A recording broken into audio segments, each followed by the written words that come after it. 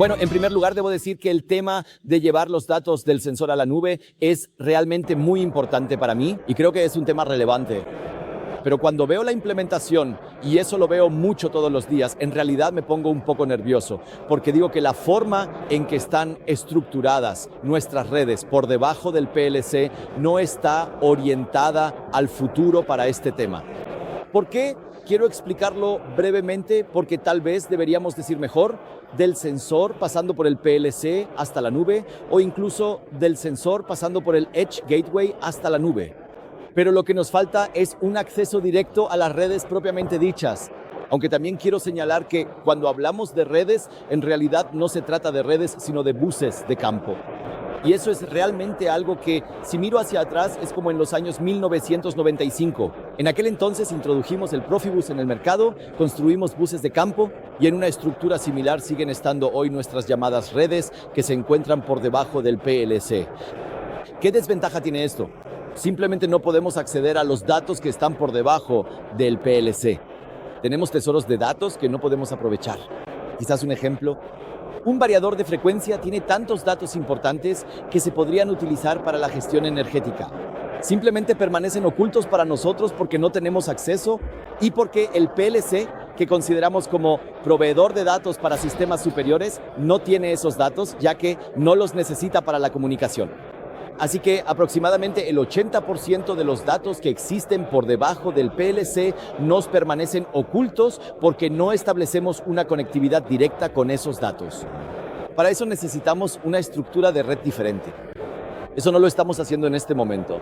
Estamos en unidades delimitadas y seguras, separadas físicamente, y ahí es donde tenemos que cambiar algo. Eso es en realidad lo que me inquieta un poco sobre este tema.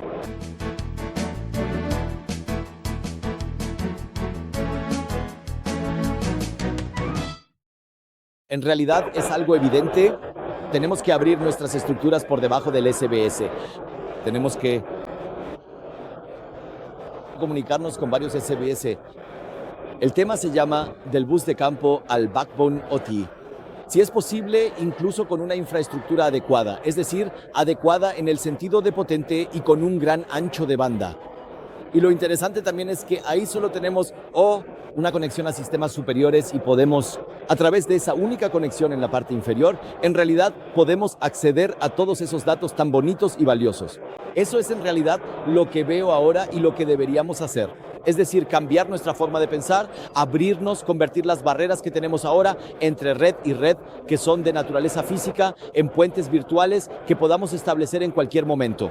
Podemos decidir quién puede cruzar el puente y quién no. Sí, pero es virtual, no es tan rígido como un acoplador PN actual. Y de ese modo creamos conectividad, generamos comunicación continua.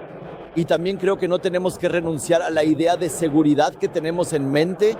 Seremos más seguros, más transparentes y podremos organizar mucho mejor el acceso a los tesoros de datos que hay por debajo del PLC.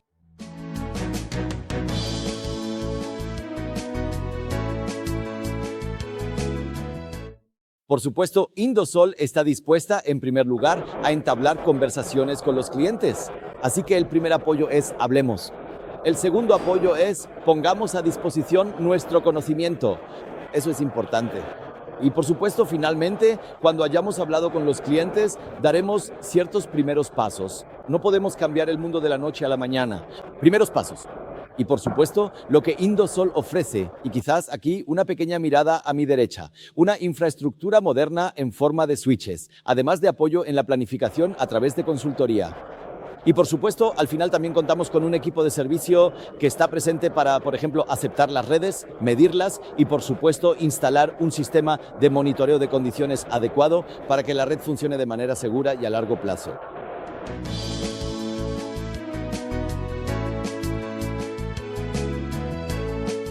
Así que la seguridad de la red, diría yo, se ve afectada por la apertura, por un lado, y por la conexión más fuerte por debajo del PLC, pero también por la eliminación de la conexión permanente hacia arriba. Hoy en día conectamos cada PLC por separado con conectividad hacia los sistemas superiores.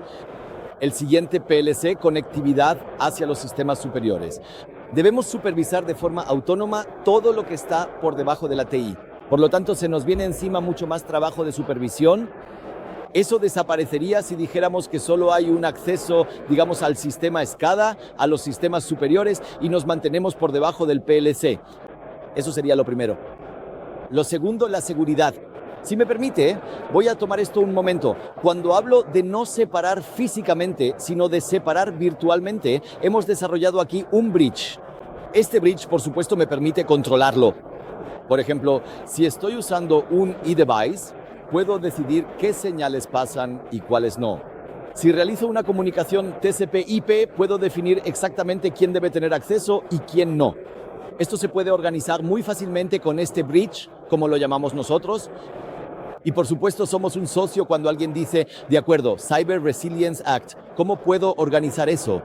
Por ejemplo, hemos reflexionado sobre cómo se puede organizar el Asset Discovery por debajo del PLC. Existen soluciones de software y hardware, de modo que al menos podemos aportar una parte, una pieza del rompecabezas cuando las empresas en el futuro piensen en cómo organizar el Cyber Resilience Act, donde precisamente el Asset Discovery es un componente.